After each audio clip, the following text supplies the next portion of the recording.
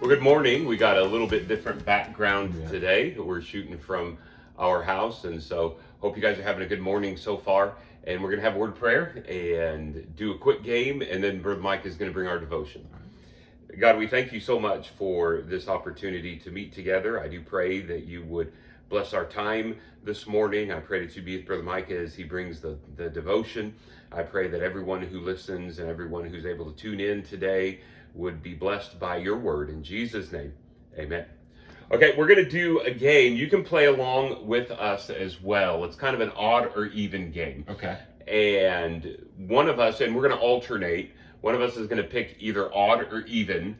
And so, example, if I pick odd, then you have even. Okay. And on 3, we're going to hold up either a 1 or a 2, and then we add ours together. And if it's odd or even, whoever gets the point gets the point. You want to give him an example before we go? We'll give an example. So, for example, I'm going to say, let's say odd. You're going to say odd, I'm odd. Even. So we can only even. hold up ones or twos. Ones or twos. I'm Ready? even. Ready? Yep. 1, 2, 3, go.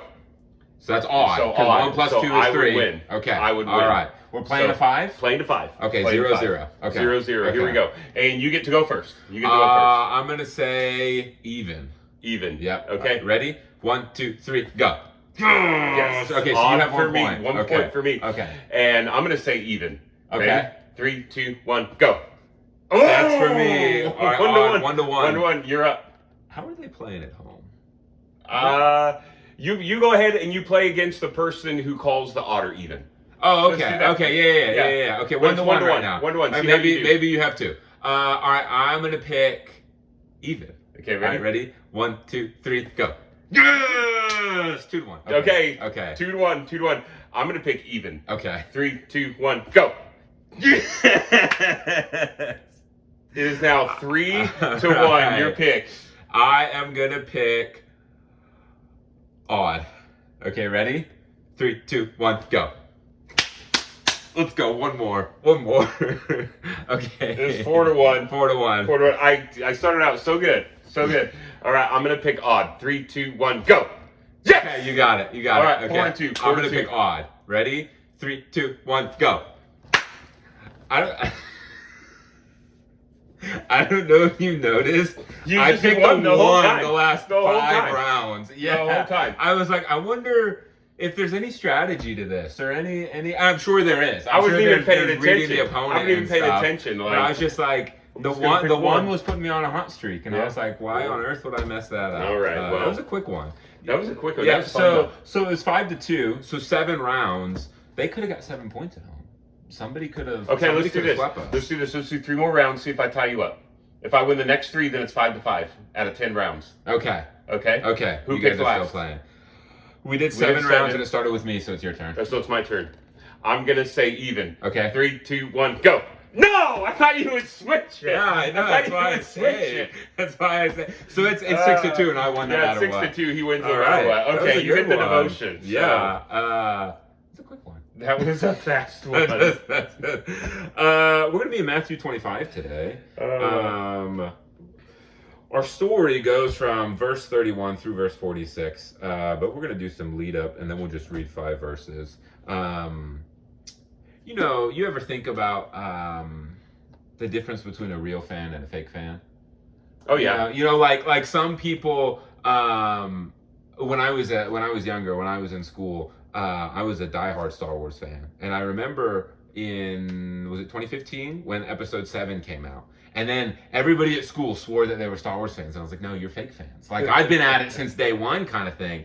And so I always wore that as a badge of pride. I was like, no, I'm a real fan, and everybody else is a fake fan. They just jumped on the bandwagon. Yeah, they jumped on the bandwagon. They said they liked it, but man, you didn't put the time in that I did. And that was always, maybe that was a very elitist position. But Jesus kind of talks here about real fans versus fake fans, if you will.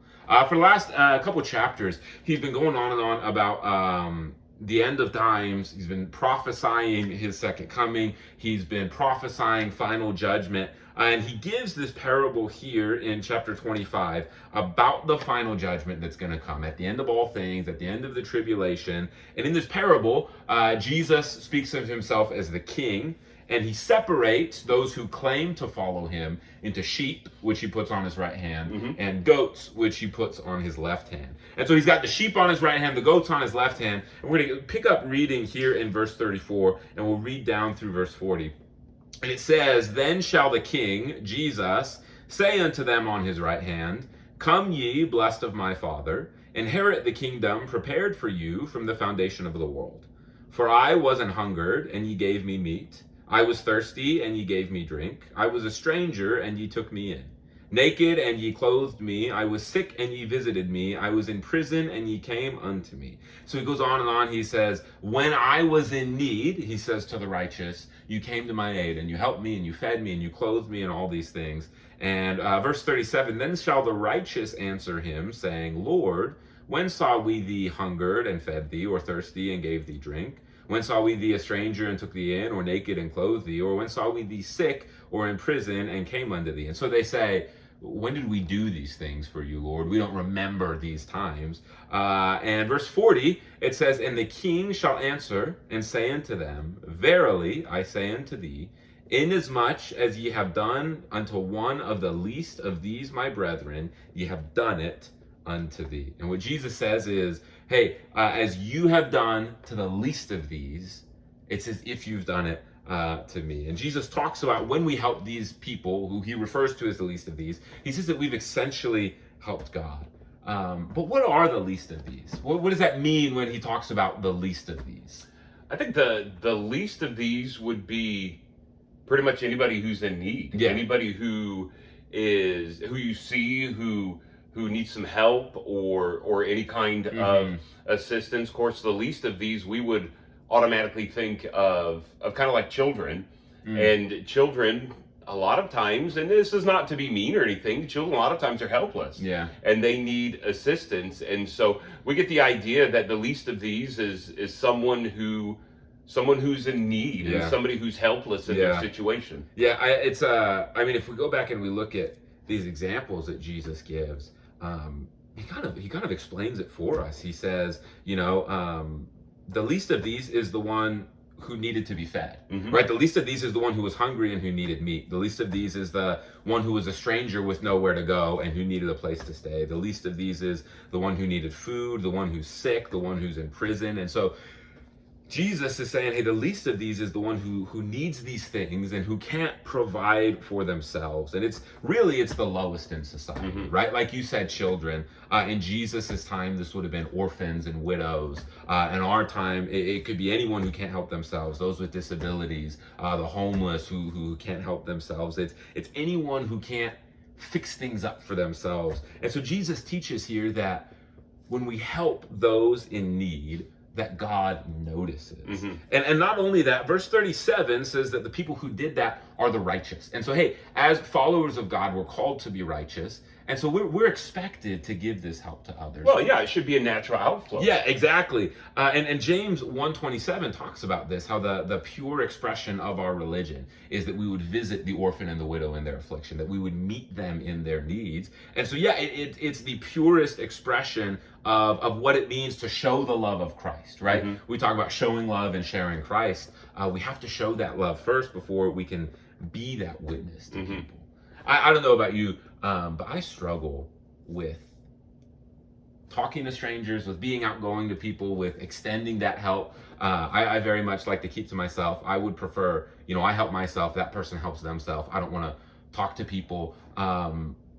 But that's not an option that's kind of given here. Hey, Yeah. maybe I don't prefer it. Maybe I don't do it naturally, but I'm still expected to help others. You're still expected to help others. Well, and you certainly feel those moments where the Holy Spirit impresses on your heart. Yes. Like you should do something. Right, here. right. And we should follow that even when it makes us maybe uncomfortable, or even when maybe we don't want to do it, right? Yeah. Again, James 1:27, purest expression of our religion is to help those in need, is to help the least of these. And that'll be our secret word today. It's 4 words, I guess, but it's the least of these. And so if you're a teenager watching, our secret word is the least of these.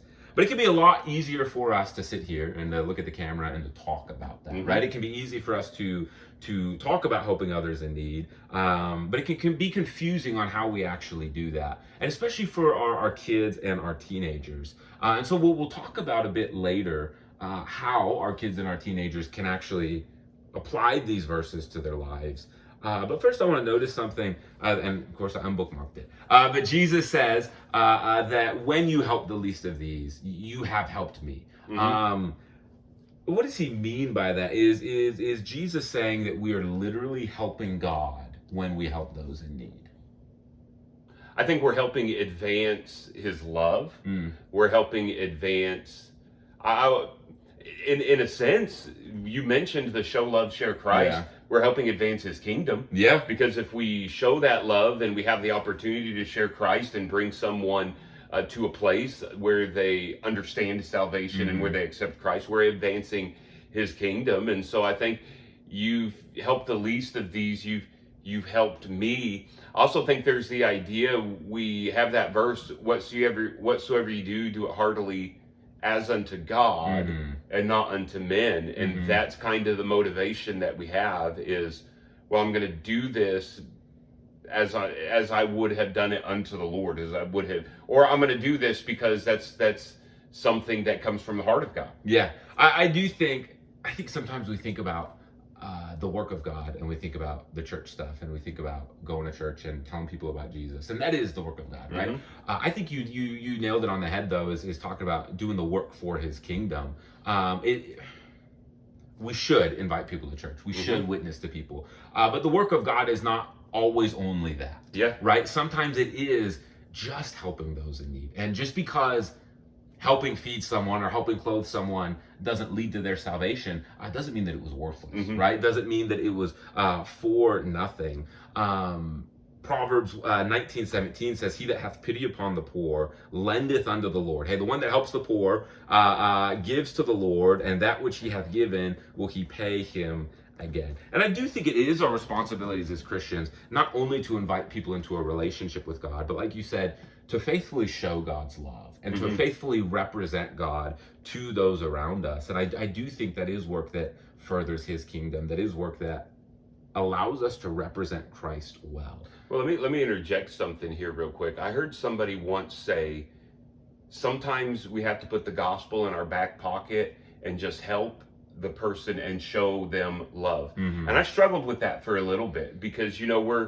we're constantly told, go ye therefore and teach all nations. We're told to be witnesses. But it started to resonate with me, especially when I heard later down in my ministry, show love, share Christ. And a friend said, we show the love of God, and that leads into a natural opportunity to share Christ. And then that comment about sometimes we need to put the gospel in our back pocket and just help someone, it made sense. People don't know, and we've heard this before, people don't care how much you know until they know how much you care. And our gospel presentation carries a lot more weight and goes a lot further with someone when they know that we love them and we've shown them love. Well, and we're sitting here, we're talking about clothing people, feeding people, giving people a place to stay, and again, our audience is primarily our teens and our kids, and I think that kind of language or that kind of action maybe doesn't translate well. Maybe it's hard to do at this life stage, right? So I guess my final question for you is a super practical one. How can our young people watching extend that hand to the least of these now? And I love that you said it's a super practical question, because in all honesty, every truth that we read in the Bible ought to be practical in our lives, and we should apply it in a practical way. And practically, especially for our young people, they're not going to see necessarily the same things that their parents see. And a lot of their opportunity to help others is going to be when they're around their peers. Other young people. And so I know that school just let out, but those of our students who are in school, if they see that individual sitting by themselves at the cafeteria table, you go up and sit with them. and be an encouragement to them. Or we're getting ready to go to camp. And believe it or not, the same thing happens at camp, where there's an individual who maybe is by themselves. And fulfilling what Jesus says here is going up to that person and just showing them love. And asking them, hey, how's your day going? Do you want to come do this with me? We're getting ready to go here. And so I think that's one way, is looking at those that maybe sometimes society isolates, or that they themselves isolate them, their own selves from society. Just going up and being encouragement to. I think that's super practical. I think the same thing, and just like you said, maybe their parents can help those that the kids can't help. The kids can help those that parents can't help. Right. Our young people, our teenagers, have opportunity to help other teenagers in ways that their parents don't. And so, like you said, again, school just got out, but helping somebody in school, like you said, making friends with the lonely kid. Again, it does come back to this Christ-centered stuff. And so inviting someone to church. But I also said, you talk about a lot of our kids, go to public school, go to private school, go to Christian school, go to homeschool. And so maybe they don't want to have the same opportunities to reach out to strangers. But the least of these, I think, can include our siblings too. We can, sometimes some of the people we can be the meanest to is the people we're the closest to, or the people that we love the most. And sometimes those are the people that need the most love and that need the most compassion. So the least of these doesn't always have to be a stranger. It doesn't always have to be that kid at school who doesn't have lunch. Maybe it's your younger brother. Maybe it's your older sister, right? And maybe it's somebody who you live with, who you're not treating in that Christ-like way, who deserves that Christ-like love, who deserves that Christ-like compassion. How are you spending time being friends with your brothers and your sisters? And I think that's important, just as important as helping the stranger, and just as important as helping those in need. And the older you get, the more opportunities you'll have to help in those bigger ways. And I think if you start now, if you lend that pencil to that kid at school, if you make that friend with that new kid at school, if you are kind to your brother or your sister, hey, when you get older, it's going to be second nature to help in those bigger ways. And it's going to be second nature to help in those more impactful ways. But you have to start now, right? And you have to start early. Any closing thoughts from you? When it comes to the church setting, and this applies to our young people as well as our adults, and I've seen it play out in when I was a youth pastor. Even some of our younger kids, when there's a visitor that walks through that door, we kind of treat them like the least of these, and we ought to reach out to them, and we ought to encourage them, and we ought to show the love of Christ to them, and show the love of Liberty Baptist Church to them. So, and in the comment section, put down some ways that you think you can practically help those that are in need, to reach out to the least of these. Put that in the comments. I like that. Well, like we said, we're going into summer, so maybe you don't have as many opportunities out there, but certainly, like you said, we still do have those opportunities at church and in the home. And so hopefully we're taking that chance. Remember, the secret word was the least of these. And so maybe you have to write it down, because it's 4 words. It's the longest one we've had yet. But other than that, we hope that you're having a good Saturday. We hope to see you tomorrow at Sunday school, and y'all have a blessed one. Bye.